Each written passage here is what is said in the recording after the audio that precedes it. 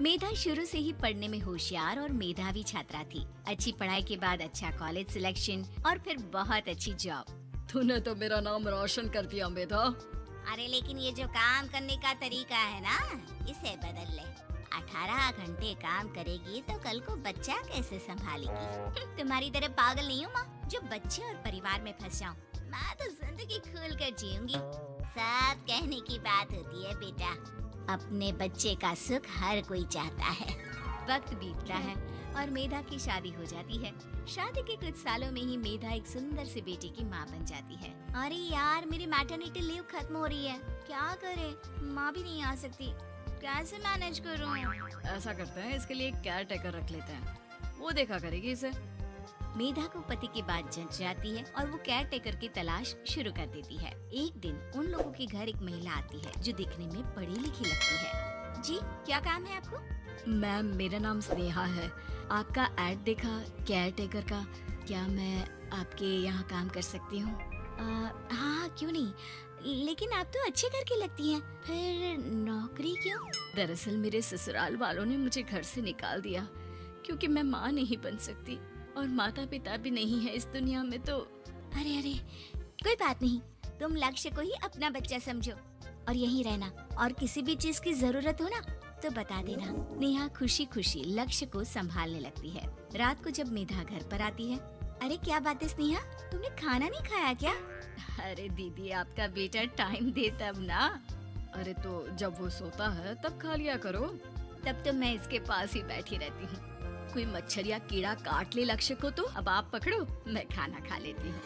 स्नेहा वहाँ से चली जाती है। बहुत ही अच्छे से ख्याल रख रही है ये लक्ष्य का। मेधा, इतना तो शायद तुम भी ध्यान नहीं देती। मेधा को पति की बात बुरी तो लगती है लेकिन कुछ नहीं कहती। धीरे धीरे स्नेहा मेधा और उसके पति के साथ बाहर भी जाने लगी। सुनो, स्नेहा को भी बाजार ले चलते हैं, वो क्या है ना लक्ष्य को देख लेगी जब तक मैं शॉपिंग कर लूंगी। हाँ चलो, वैसे मैं चाह रहा था कि लक्ष्य को लेकर हम दोनों ही चलते। क्या यार, तुम तो फ्री में इमोशनल हो जाते हो, कितना देख लेंगे हम दोनों मिलकर, ले चलो उसे। कार से निकलकर मेधा और लक्ष्य रोड क्रॉस कर रहे थे कि सामने से कार आ जाती है। मेधा का ध्यान नहीं होता लेकिन स्नेहा तुरंत लक्ष्य को मेधा से छीन लेती है। मेधा गिर जाती है और कार मेधा को छूकर निकलती है, जिससे मेधा को खून आ जाता है। पति मेधा को हाथ देकर उठाता है। स्नेहा लक्ष्य को लेकर गले लगाई रहती है। थैंक्स स्नेहा, मैंने तो ध्यान ही नहीं दिया था कि कार आ रही है। स्नेहा का गुस्सा मालकिन पर टूट पड़ता है।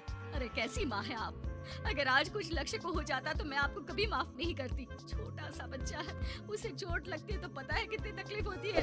पति भी स्नेहा को देखने लगता है कि उसे क्या हो गया। मेधा को स्नेहा पर काफी गुस्सा आ जाता है। घर आकर कहती है, देखो स्नेहा, माना तुम लक्ष्य को बहुत प्यार करती हो लेकिन वो मेरा बेटा है, मैं कभी जानबूझकर उसके साथ बुरा नहीं कर सकती, समझी?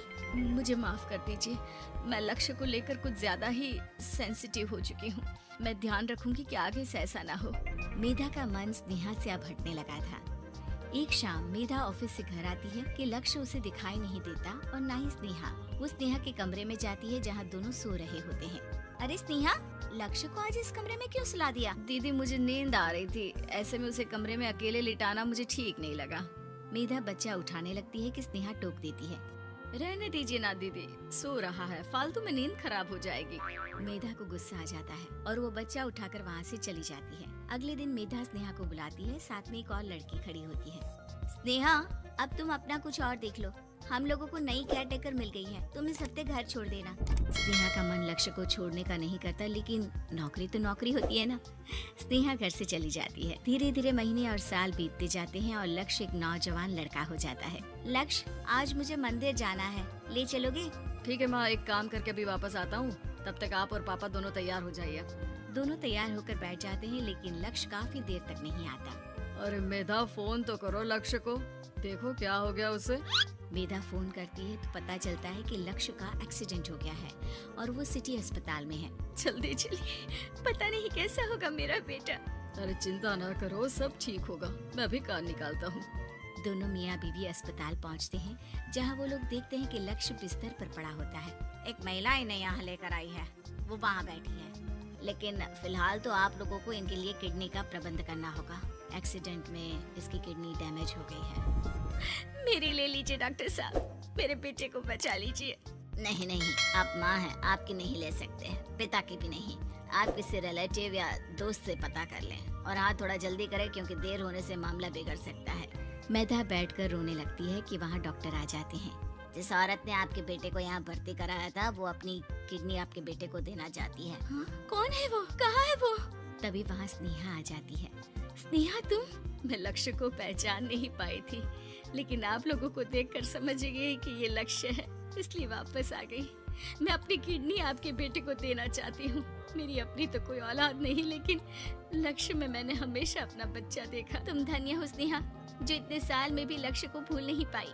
सही मामले में तो वो तुम्हारा ही बच्चा होगा, क्योंकि जन्म भले ही मैंने दिया हो, लेकिन आज तुम उसकी जिंदगी बचा रही हो।